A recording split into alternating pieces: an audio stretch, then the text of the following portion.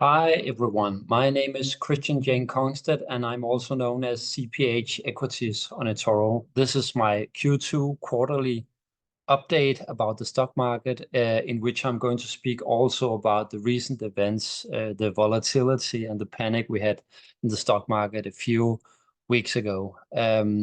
First of all, I'm not going to give a big presentation of myself this time. I will refer to my previous YouTube videos that you can check. And if you want to know more about me, the most important thing to know is that I'm known as CPH Equities on eToro. I'm copied by more than 15,000 people on eToro, and you can copy me there if you don't do it already. And I'm going to speak about how things has developed this year so far, and that's what I'm going to do in this update.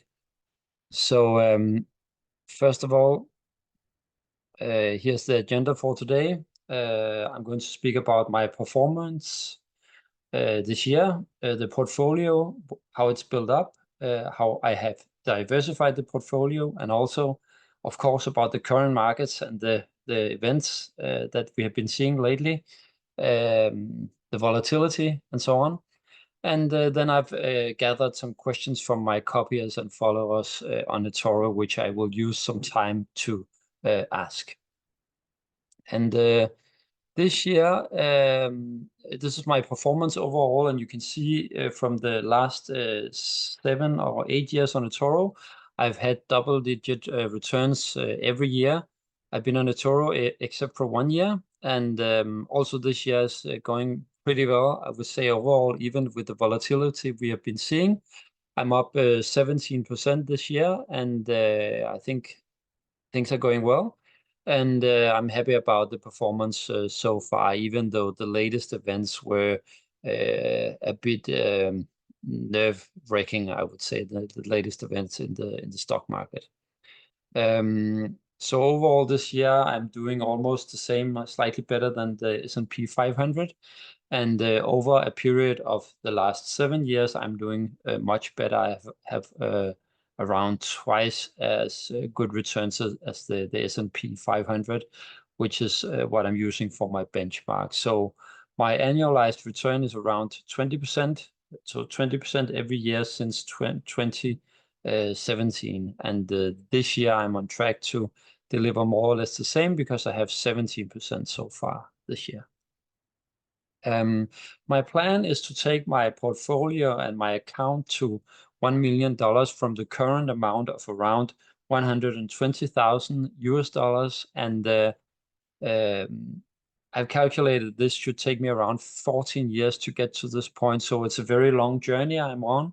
And I hope that you will join me. If you haven't already joined me, or you will follow me on this journey, I'm going to do what I can to try to reach this goal in 14 years. And so far, I've been doing this for 2 years, and I'm on track for this challenge. So I should be around 119,000 US dollars at this point, and I'm slightly above that. So in the future, of course, I'm going to be both ahead and behind this target because the market is volatile and it goes up and down.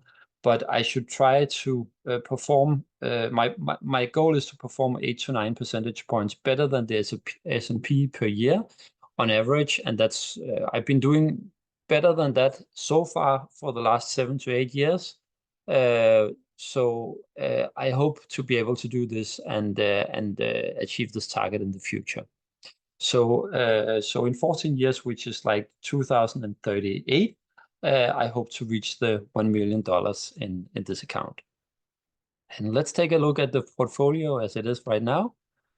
The core of the portfolio is built up around tech and AI companies. Companies that are defining the world that we live in today, that are producing very large free cash flows, and also companies that I expect to be doing this in the near future, and also with a horizon of, let's say, the next 5 years. I think these companies are very promising, and for this reason, they are the core of the portfolio, and they have stayed like that for I think almost all the time I've been on eToro. Those companies are what I see as the core, and then I build my portfolio up around this. You can see the top 10 companies in the left side of the screen here, and also the distribution when it comes to sectors. It's a portfolio that's technology heavy, which I think is important in our time, and I think that's what's going to overperform in the next 5 to 10 years. But also I want to make sure that I diversify, so we're not too exposed to the huge volatility you see in some of the technology stocks. Like, for instance, NVIDIA is a great company, and it's just has been performing very well for the last like 10 years at least, while I've been owning it. But it's also very volatile. So you want to have some of those companies in your portfolio, but you also want to have more stable companies that make sure that the volatility is controlled. And overall, I have mainly stocks in the portfolio. I have a few ETFs and then 1.8% crypto at this point. So overall, except from the AI core portfolio, I try to build, in fact, 3 portfolios in one. So I'm having this core portfolio, which is based on AI, and which can new companies can enter, and other companies can. Some of the companies can go out, but still I want to keep this as my core. But I also have 2 other parts of the portfolio, and one part of the portfolio is more value oriented, and one part of the portfolio is more oriented against short-term momentum trades, which is usually like 1 to 4 weeks. And I try to divide my portfolio into 3, because it works this way that if you have different kinds of stocks in your portfolio, you will lower the overall volatility of the portfolio, and you also lower the chance like that if let's say the AI core portfolio doesn't perform very well, then you may have a chance that other parts of the portfolio performs well. So for this reason, it constitutes a good diversification to have very different strategies in the same portfolio. And I think it has been working out quite well so far. The current markets, well, as you may have noticed, like the last month have been very challenging for the stock market in whole. And obviously this has been reflected in my portfolio as well. So we saw a lot of the big companies lose quite a lot, like on average, like 10% during this month. And then we saw like a kind of rotation into utility stocks and some of the more defensive stocks, and also energy, maybe to some extent basic materials. So we saw other parts of the stock market performing well. So all of those big tech companies that had been performing very well so far suddenly performed less well during the latest correction. For instance, NVIDIA has been up like more than 100% this year. So a 10% correction is actually what you would expect for a company like that.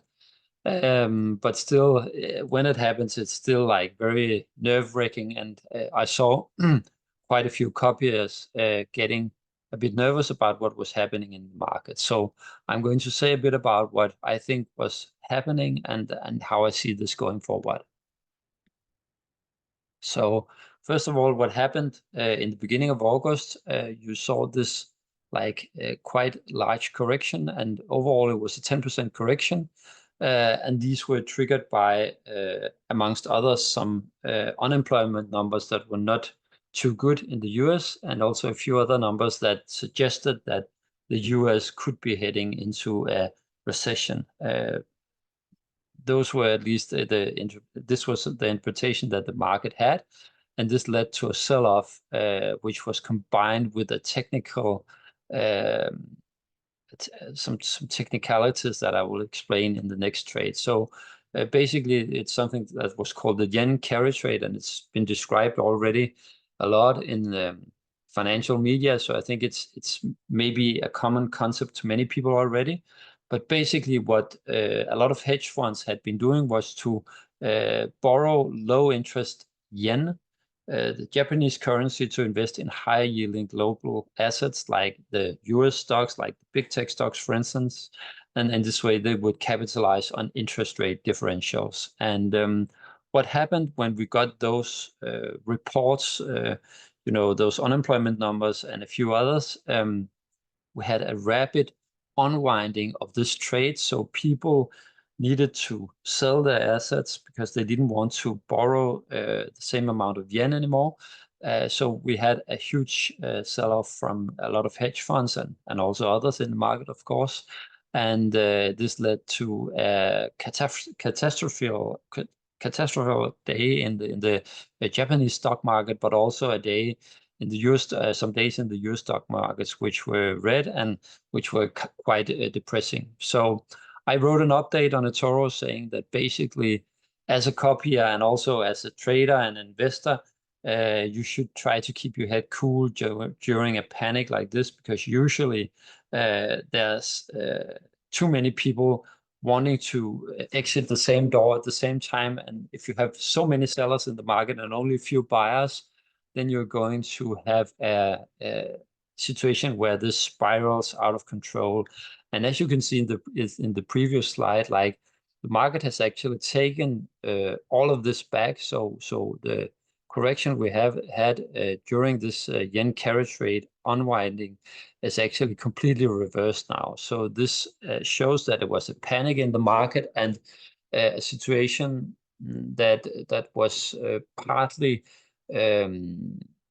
started by technicalities, which was connected to this trade. So obviously the recession concerns are real, and also the yen carriage trade still goes on. So going forward in the next few months, we could still see some volatility, and we could still see nervousness in the markets, depending on which reports came out.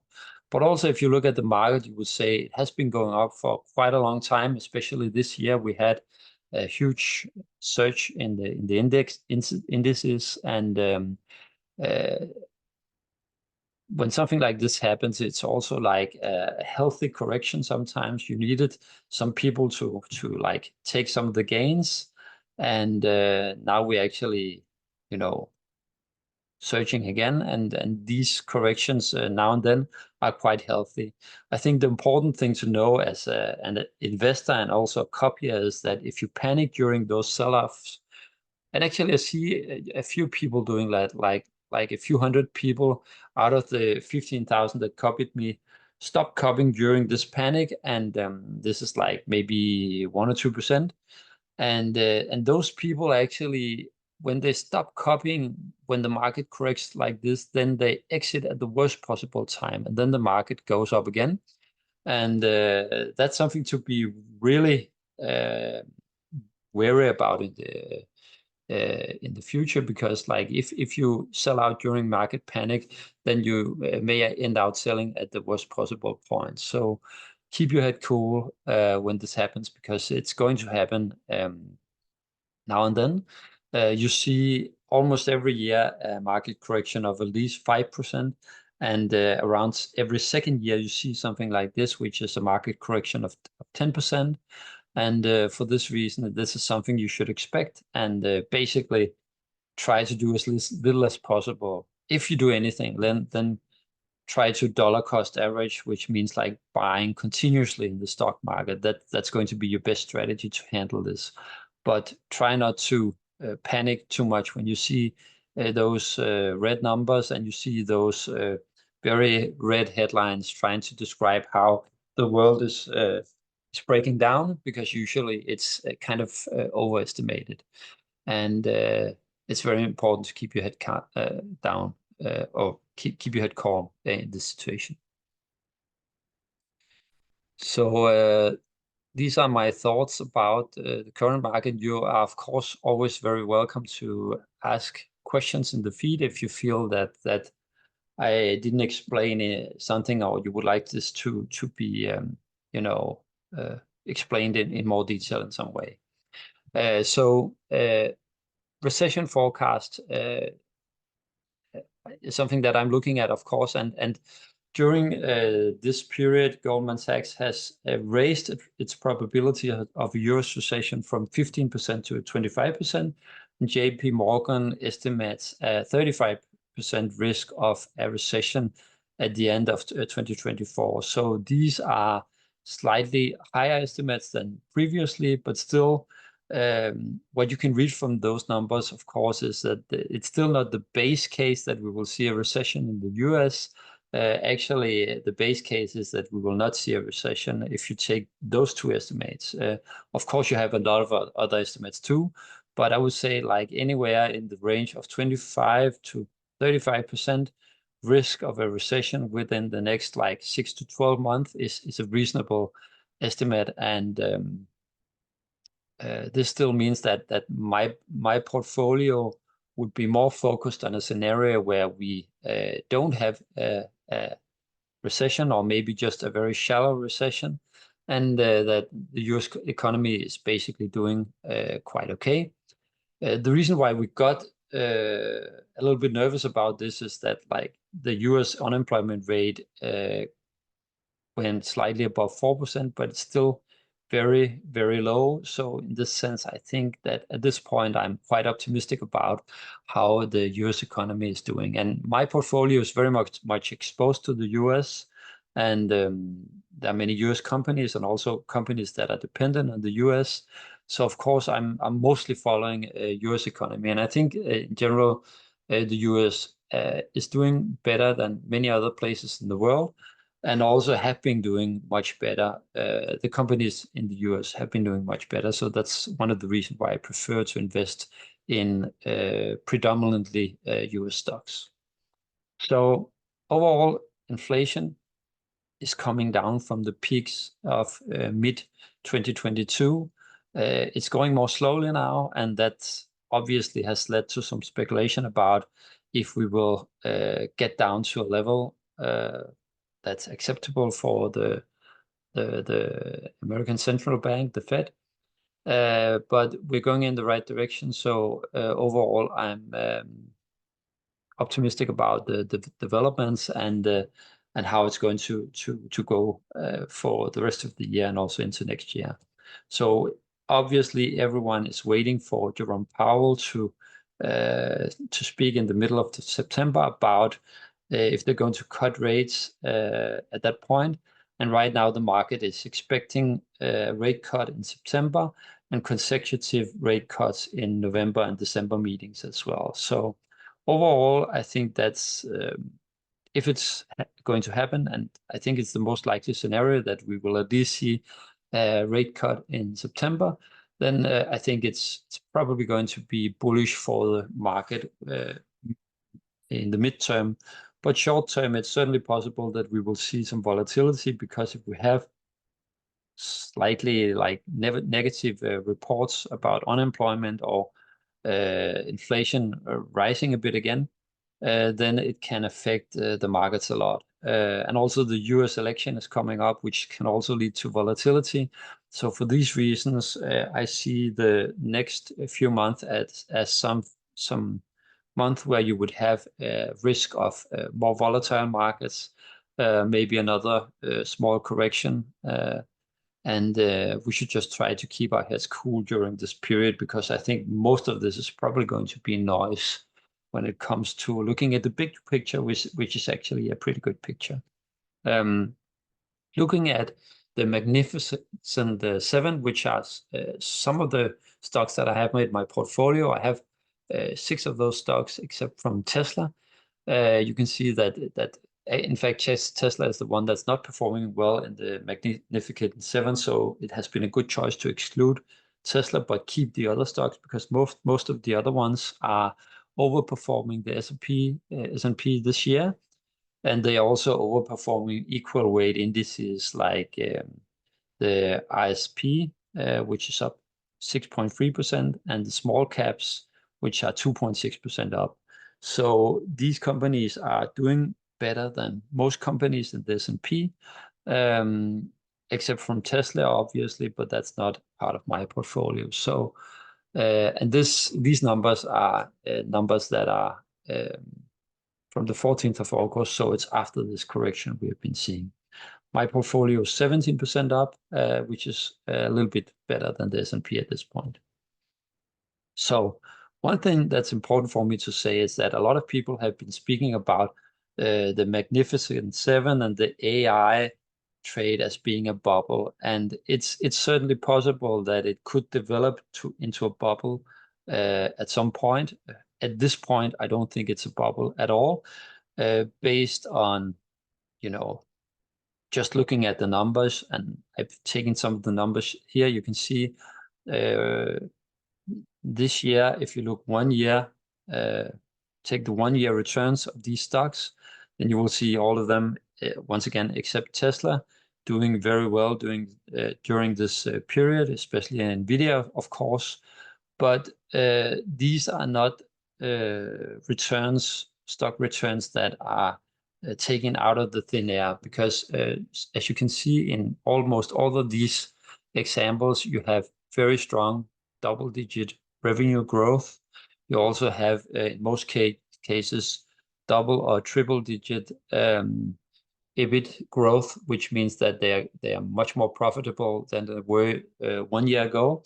So they're basically doing or generating a lot of free cash flows at this point. So when you have a company like, let's say, Meta, which has been surging like 78% when it comes to the stock price, you also had a much higher degree of profitability compared to the year before. That was actually 70%. So it's almost like the same level as the stock price has been rising. So the PE numbers, if you look at those numbers compared to 1 year ago, in many cases, they're actually lower than they were, or at the same level as they were 1 year ago. So in my opinion, this is not a bubble at all. Those gains in the stock prices are based on very high rises in economic profits.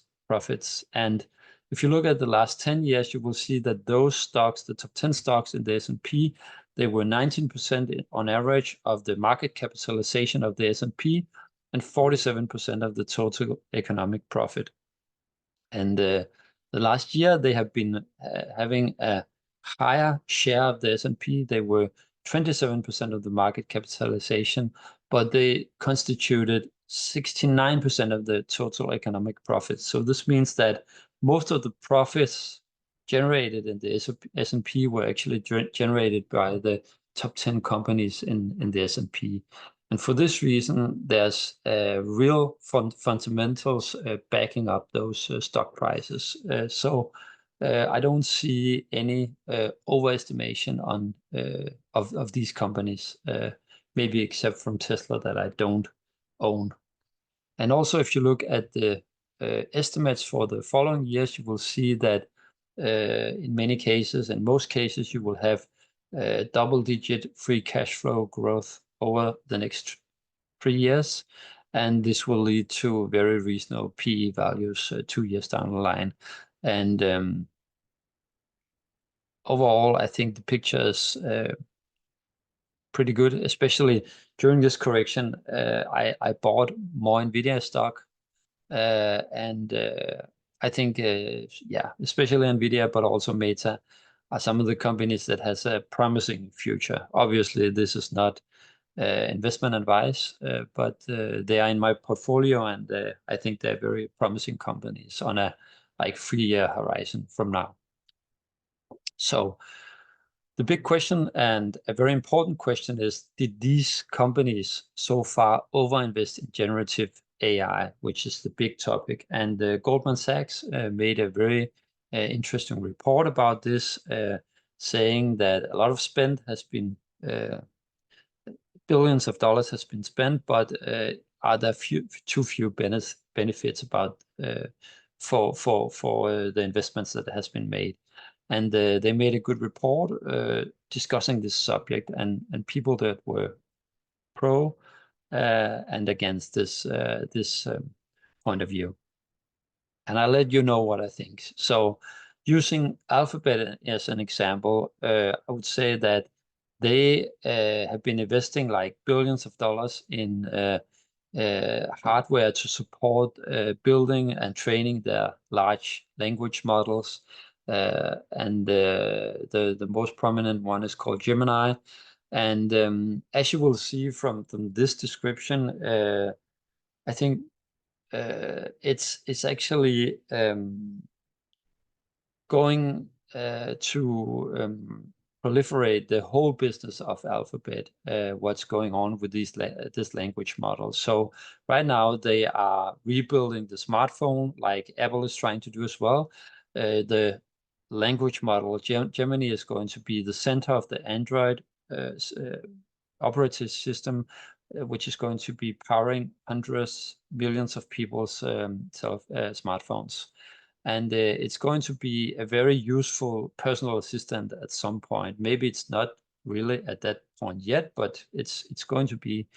And Alphabet is actually ahead of Apple in integrating AI in the phone. And this is just going to take smartphones to a completely new level, because they're going to have an assistant, which in Apple's case is Siri. In the Alphabet's case, it's Gemini, and it's going to be very it's going to start a new generation of smartphones which are all AI infused. And I think Google and Apple has no alternative to doing this. It's going to make the smartphones better, and also they are going to sell a lot of smartphones doing this.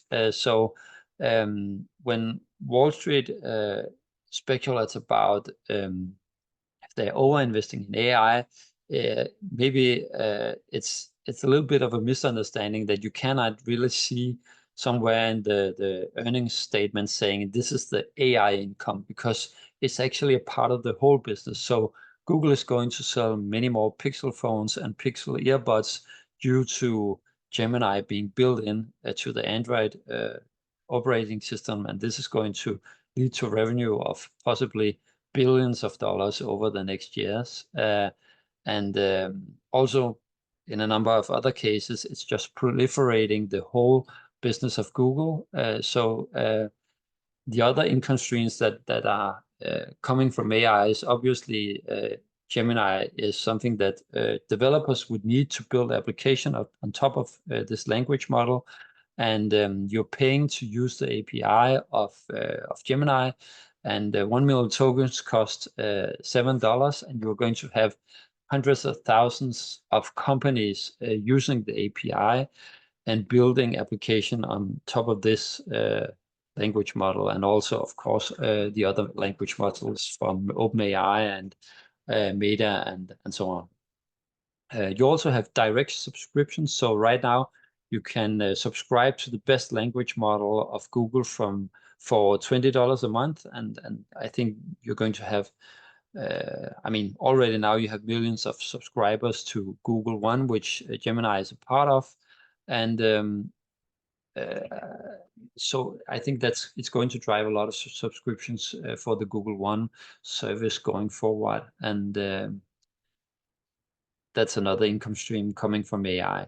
And as a cloud provider, Google and also Amazon, of course, and Microsoft is going to benefit from the increased cloud usage that large companies are going to be having based on these language models being used. And we're already seeing this now. Microsoft is reporting a lot of increased revenue coming from cloud usage, which is related to AI. And we will have billions of dollars created based on this. And also for Google and for Meta as well, of course, you will see that advertising is going to be improved a lot by investing in AI, and especially generative AI. The traditional AI will make sure that you deliver your ads to the right people to a higher extent than previously, of course, and that's something Google has been working for for at least the last 10 years. but also you are going to experience that it's going to be much easier to create ads. And those ads, which are supported by generative AI, are going to be of a much higher level than the ads that humans in general are able to produce. So in this way, they're going to be optimized for more clicks, more conversions, and the whole advertising ecosystem of Google is going to work better. And Google has yearly revenue of around 260 billion in advertising. So obviously, if you just improve this by 1 or 2 or 3 percentage points, you have billions of dollars of extra revenue coming from generative AI. If you can make better ads that converts better, then advertisers are going to spend more. So in this sense, I think you have already a lot of income coming from AI, but it's not written anywhere in the income statement like this is AI income. It's just proliferating the whole business of Alphabet. It's going to proliferate the business of Meta, of Amazon, and also of Apple.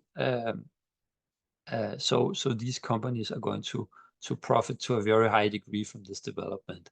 So one thing to note is, though, that what we may see in the short term is that we could overestimate, or the market could overestimate what the effects are going to be in the short run, but then again, underestimate the effect of this technology in the long run. That's actually a quote from the American technologist Roy Amara, which is called Amara's law, that you tend to overestimate the effect of the technology in the short run. This can lead to bubbles sometimes in the financial markets, and it can lead to overestimations of what may be possible. So it's very possible that Wall Street and other investors will overestimate or has overestimated what can be done like in the next year. So for this reason, we may see like the market developing very positively and then having these like small boom and bust cycles that we actually saw right now, because the market gets in doubt about if this is sustainable or if the companies are over-investing and so on. So in the short term, this may look like over-investing, but in the long run, I think it's definitely going to be the right choice to invest in this technology, because it's something that's generative AI, and AI in general is very profound, and it's going to change the way we work. And that's just a very important change, and also the way we live our daily lives. And that's probably something that I could elaborate a bit more on later. So overall, what are the bullish arguments right now? Well, inflation is coming down, maybe a bit more slowly than we would like, but it's generally coming down, especially in the US, but also in the European Union and in other places. The US economy is still growing. Unemployment is still very low, even if it has been rising a bit.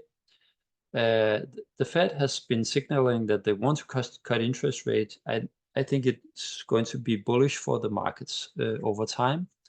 And the latest earnings results from the companies were mostly quite strong. So I think we're in a good situation.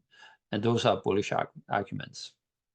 So if we look at bearish arguments, then we see unemployment rising, and that's what led to the recession concerns. And obviously, this is something that we could see again in the next month, that if we get some weak reports, labor reports, for instance, coming out of the US, then we could see volatility and corrections in the market. Growth could be slowing down, especially when we have high interest rates as we have now. And it's certainly possible that we will see further volatility getting closer to the US election. And also based on, we still have uncertainty about the path of the Fed, how many, when are they going to do the first rate cut, and how many cuts are they going to do this year? And this is leading to some uncertainty. So for this reason, the market could be volatile. And we also have concern about the US economy. So obviously, if we have negative reports coming out of the US, this could lead to corrections in the market. So I think it's likely that we will have a volatile month ahead.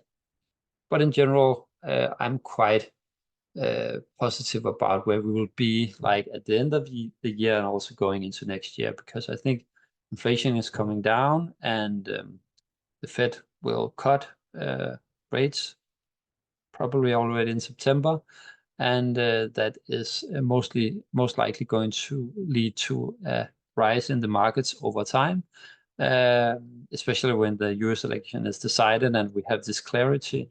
I think there's a fair chance that the markets could rise from that point. And the usual pattern in an election year is that we have after the election quite positive month in November, December, and usually we have kind of negative months leading up to the election, which is September, October. Now we already had this correction in the market during July and August, which are usually positive months. So it remains to be seen if we should have like further market uncertainty in September and October. I'm going to stay invested in the market for the obvious reasons that I think that this is the best thing to be doing most of the time, and I don't see any huge warning signals ahead. So we want to stay invested in the markets and also get ready for hopefully a strong finish in this year. That's what I would be expecting. That's my base case, but of course I'm open to facts changing at a later point. So if they do, then I may change my position. I'm going to have another webinar in October, so you can at this point see if I'm still of the same opinion and if anything has changed at that point. So you can follow this on my YouTube channel and of course on eToro as well, where I'll be posting those updates, video updates. So I just want to say in the end that you should, in my opinion, do what I do, make investing a habit. Investing continuously is the best strategy you can have, because then you are less immune to the timing risk of the market. Like if you invest every month or every third month or every half year, every 6 months, then if the market makes corrections, then you can actually buy more at a lower price. And if you keep on investing continuously, then those uncertainties about if you get into the market at the right time, they're going to be minimized. So for this reason, this is one way of minimizing one of the risks of the investing, which is the timing risk. So make investing a habit. Take out a little bit of your paycheck every month and invest it in the market. That's probably the wisest thing you can do for your own future and to make yourself independent and less dependent on other things. And so I've been collecting quite a few questions from my copies and followers on the wall, my eToro wall, and you're always welcome to ask more questions on eToro. I try to get back to people as soon as I can. And yeah, just write on my wall and I'll get back to you with questions, with answers, sorry. So the first question is something that I've also already been touching a bit upon, but it's related to the massive sums that are poured into AI-related infrastructure, and if this will ever have an acceptable return.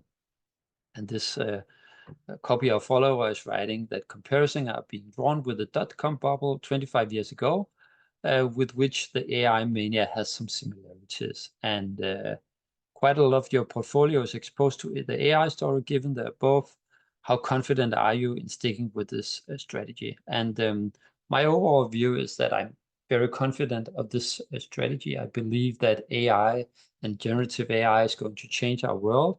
I think that the market could be mispricing this on the short term. Like we could see markets surging a lot based on the optimism about AI. We could see this again, leading to a kind of bubble at a later point. But as I've been talking about during this webinar, I don't see it as a bubble at the levels it is currently. I think the situation today could resemble the dot-com bubble in some ways, but it's very early in this development. So the internet was launched commercially in around like 93, and now we had ChatGPT was launched in 2022. So we're 2 years into this. To be frank about the way I see this is like I see it more like 95 or 96, the years 95 and 96 of the dot-com bubble, which are early in this development, and those were actually very good years leading up to the dot-com bubble and the crash in the year 2000. So I think that it's certainly possible that we could have some good years ahead. That's at least my base case at this point, because I see similarities to the dot-com bubble, but I think we're very early in this development and we're not anywhere near a real bubble yet. But still, we could see like those boom and bust that we have been seeing during July and August. So the market overestimates it short term, and then there's a correction and so on. So there's a bit of nervousness in the market, and I think we're going to see that going forward. But keeping those stocks and not being distracted by the volatility is going to be, in my opinion, a great bet going forward. So there's a question related to the top 5 stocks I invest in. I would urge you to just look at my portfolio on eToro, and you will see what stocks are my top picks. Some of the stocks are Nvidia, Meta, Alphabet, Amazon, some of the AI core portfolio I've been speaking about here. And I think those companies are going to be having a positive development over the next years. So the question is related to the end of the year. Personally, I think that the way it looks now, I think also until the end of the year, it's likely we could have a positive development, but it's always more difficult to forecast short-term returns. So I would rather try to focus on like the 3 to 5 year horizon. And I see those companies having very good perspective in a longer time horizon. So that's another question related to what markets will be strong next year. But I think it's very important not to only like look at the next 4 months or look at the next year. I think what we should be looking at is a like 3 to 5 year horizon, because we may see corrections, like if there could be a correction later this year again. But it still shouldn't deter us from making the right solid long-term investment, which is a 3 to 5 year horizon bet on those companies I already mentioned. I think they're going to overperform the market by a quite large margin, and that's my base case. And if I change my view on this, then I'm going to update you on it in the next updates. But that has been my view for a very long time, and I think those companies are going to overperform over the next period. So the last question is related to if I have a speculative stock pick and ASTS. And first of all, I don't really comment on stocks that I don't own myself, so I'm not going to comment on this specific stock. Also, I really don't have a speculative stock pick. I think that's it's something like, you can look at my portfolio and you will see more than 50 stocks that I consider good investments, but I don't really go for like speculative picks that could like surge like 300% or 400% or something like that, even though I may hit some of those, like I did with Nvidia, for instance. This company has been surging like, yeah, I've been having it for 8 years, and I think during this period the returns were about like 800%. But I don't try to pick speculative stocks. I try to pick solid stocks that give returns around 15 to 20% a year as returns on average. And if you can do this in a portfolio, you're actually doing better than most people. So I try not to be too speculative and trying to pick like stocks that will rise for like 1,000% or so, because I think it's much more solid to have like good companies you can keep for a long time that keep on generating good cash flows. And so one question is related to the probability distribution of a severe recession, market correction, stagnation, or market boom, and why. So I see the probability of a severe recession as very low at this point. We could see a shallow recession, but I think it's still not the base case as I've been talking about previously. So anywhere from 25 to 35% chance of normal recession, probably just a shallow recession within the next 12 months. But my base case, the most likely scenario is that we will continue having a pretty strong US economy. Now, I'm mainly speaking about the US here. We will probably see market corrections, but we're going to have a strong economy and a strong stock market going forward. And we could even see a market boom, kind of a melt up, which is like stocks like rising to very high levels and then having this boom and bust. And that's not an unlikely scenario. But my base case is that we have probably not a recession within the next 12 months. And that's my base case at this point, that we're going to develop in a smooth way, having a soft landing, which means that we're going to continue to grow and also have interest rate cuts from the Fed, which is a good environment for stocks. So what are your views on the market shift from tech stocks to utilities? Last time it happened, I felt like we were missing some exposure to energy and transport stocks. Thanks for your work. So over the last months, we have been seeing a shift from tech stocks to utilities based on recession concerns. And I think that was probably a short-term sector rotation out of tech stocks and into utilities. I'm not sure it's going to continue. So utilities is something that you would like to be overweight in when you see that a recession is the most likely scenario. And I don't see a recession as the most likely scenario at this point. So for this reason, my exposure to utilities is low. And regarding the pandemic, when we had this 2020 correction of 30%.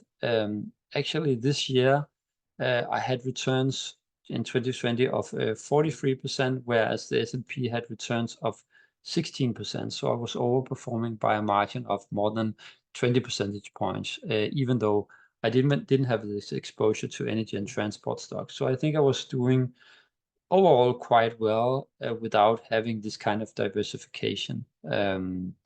So I've been having energy stocks, and I'm looking at energy stocks to diversify again. And it's certainly possible I could, enter some energy stocks like even like next week or next month. But it really depends on if I find the right companies to invest in. And with regards to transport, actually the portfolio has a quite strong exposure to transport because there are a lot of shipping companies or shipping related companies. So if you drill down and see some of the stocks that have lower weights, we'd actually see many shipping stocks or stocks that are related to shipping having a 1 or 1.5% exposure. And the aggregate of this actually gives us a quite high transport exposure, which is something that I'm considering, because if we have a recession coming, then you want to not be too much into transport stocks, because those stocks are going to be hit if there's a recession. So I don't want to have too much exposure to transport, but at this point, actually, the exposure is quite high, and maybe at the same level of the S&P. So it's something that I'm continuously analyzing. But at least energy is something that I'm looking at and I'm exposed to in some periods. what are your views on the Chinese stock market and companies in general? And the same goes for the crypto market. So the Chinese market is difficult in the sense that the returns have been very bad during the last year. So it has been difficult to pick the right moment to enter the Chinese stock market. So in general, I kept out. I have a very low China exposure, which has been good, because if I'd had the China exposure, I would be underperforming because these companies have not been performing well. At some point, it's going to be probably an amazing trade to enter the stock market, and this may be the right moment. But for now, I keep my exposure low because it's a market that's very volatile. It didn't have very good returns, didn't have a lot of momentum lately. This may change, and if I see the right moment, I could get a slightly higher Chinese exposure. But I don't want to get too much exposure because there's also general like geopolitical complications lurking, like the conflict with regards to Taiwan could escalate and so on. So for this reason, you want to keep, in my opinion, your Chinese exposure low because it's a volatile market and it certainly has some risk related to it. And the crypto market in general, long term, I'm bullish on the crypto market because I think that crypto is now being becoming a part of the general ecosystem, and for this reason, it's not going away anytime soon. And if it's not going away, then you're probably just going to see more and more people getting this exposure as a part of their portfolio, and over time, the new ETFs that have been launched is going to make it easier for the average investor to invest in crypto, and also large investors, institutional investors, to invest in crypto. And for this reason, I think it's something that's quite promising long term, I think. But short term, anything can happen with the crypto market. And one of the problems with crypto exposure is that it actually follows the stock market very much these days. So it's very much correlated with tech stocks, which means that if tech stocks lose 10%, then crypto, like Bitcoin, would lose 30%. So at this point, it works more like a leveraged version of the tech stocks. So you don't get much, you get a lot of the same things if you have tech stocks, if you have too much crypto. So for this reason, it's something that you don't want to overexpose yourself to, in my opinion. And then there's a question, and I think it's the last one, which is related to dollar cost averaging, and how long should it be between investments, and if there's a minimum amount that should be added to an existing copy. And there's no golden rule for this. Of course, if you can do investing with regular intervals that are not too far from each other, like every month or every third month, that's of course preferable. But even if you can do it, if you can only invest every year, it's still better than investing everything at once and then not investing anything at other points. So the best thing is to do it continuously, but this is related to the financial situation of the individual copier. And for this reason, I cannot say anything general about it, just saying that you should try to invest continuously, and you should try to not have too long spaces between the investments. So, investing like every 3 months is a good rate. Investing every month is even better if you can do it. And if there's a minimum amount that should be added to the existing copy, I think the minimum amount is right now $200, and you can test that by trying to add this to the copy. So you will always be able to, test it by adding a small amount and then seeing what the system tells you. But I think the minimum amount at this point is $200. And if you have any questions related to the platform or copying or anything else that's related to eToro, you have a support team on eToro that's always very helpful to answer those questions. So the questions I can answer is mainly related to my own investments, my portfolio, my strategy, and so on. And everything that's related to copying or how the system works should be directed to the eToro support. And so this concludes this update. I hope it gave you a good impression about what I think about the current markets. You're always welcome to contact me right on my eToro feed, on my YouTube channel, on my Twitter. You can find links to those things in the description. And I just hope that, yeah, you will keep your head cool during this period of volatility in the stock market. And I look forward to discussing with you on my feed and to discuss with you on the coming video updates. So thank you very much, and let me know if you have any questions.